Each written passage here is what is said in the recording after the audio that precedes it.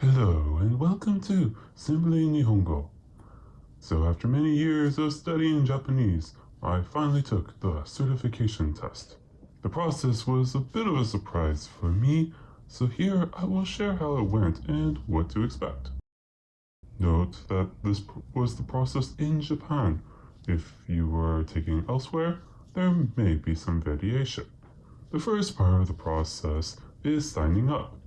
The deadline for the registration is actually a few months before the test. I think for the December test, the deadline was early September. Also, need to make sure payment is completed by the set deadline too. It's expensive too. In Japan, you can pay at a convenience store.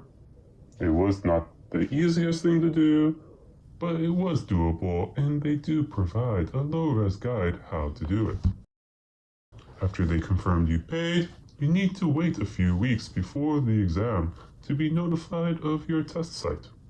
When registering, you enter your address, but there is no guarantee the site will be close to you. This notification also serves as your test voucher, so you must bring it to the exam. The next part is important, and you won't believe how many people fail for not following this simple instruction. Your phone must be off during the exam, and you cannot touch it. All electronics, including smartwatches, must be off and placed inside an envelope and sealed. If anything sounds during the exam, it's an automatic failure. At the end of the exam, they will check if the envelope has been opened or ripped. They warned us countless times, and yet some people still fail to follow this instruction, and so fail. These checks are also time-consuming, as they allot 20 minutes after each section to do them, and you need to sit quietly through it all. It also takes a long time to start each section, so even if they say it may take 4 hours to complete the exam, it could be close to 5 hours. So make sure you eat well beforehand. You cannot eat or drink during the exam, and your break may entirely spent in line for the restroom. My estimate is there were over 1,200 people just in the N3 exam at my location. Since you cannot leave during the exam and the checks, you don't want to drink much water anyway.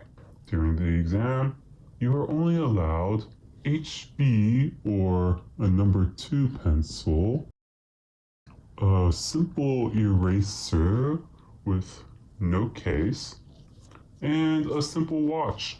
An analog watch is best because if it makes a sound, that's a failure.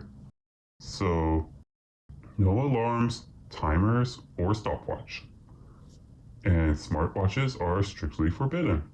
Since there are no clocks where I took the exam, I highly recommend having a simple watch.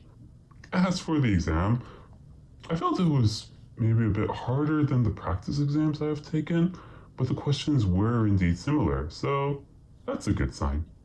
My biggest worry was if the listening test would be hard to hear, but it was nice and clear despite the large room size. The biggest issue in the end is just how much time it takes to do the exam. So that's how the JLPT experience was. Whether it's worth taking it is up to you. For me, I wanted to get an idea of the experience so that I could know how to study for the N2. But otherwise, I would say it's only worth doing it for N2 or N1.